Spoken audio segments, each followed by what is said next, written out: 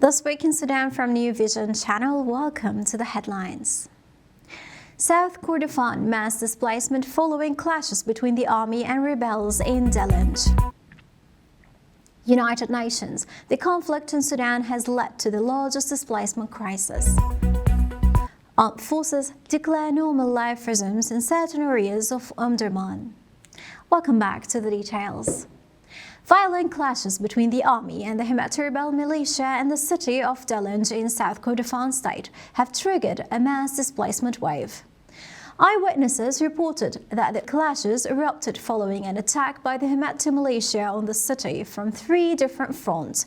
Meanwhile, activists on social media platforms have shared videos showing civilians fleeing the city en masse.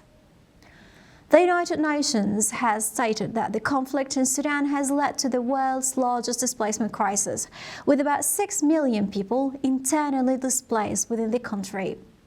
Furthermore, the United Nations Office for the Coordination of Humanitarian Affairs expressed concerns over the disruption of vital humanitarian operations in Sudan due to ongoing fighting.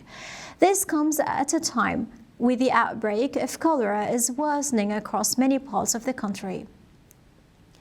The military media of the 3rd Infantry Division has warned against rumors being circulated by certain entities, stating that these are part of a psychological and propaganda war. The military media also pointed out that the circulating reports about aerial operations near the Shendi border of the Nile River state or the Negev area are untrue, confirming that the information is based on previous statements. Doctors Without Borders has announced the resumption of its operation in the city of Wad Medani in Gezira state, following dialogues with the Sudanese government and the Hamrat rebel militia.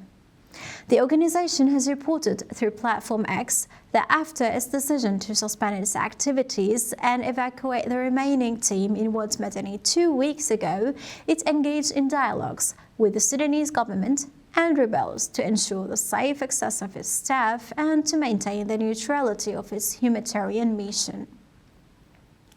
The armed forces have announced the return to normalcy in certain areas of Omdurman and Khartoum, noting that the police forces have resumed their duties. Meanwhile, the Special Operation Forces continue to advance in the region of Omdurman, inflicting casualties and material losses, seizing vehicles, weapons and ammunition from the Hamrat rebel militia.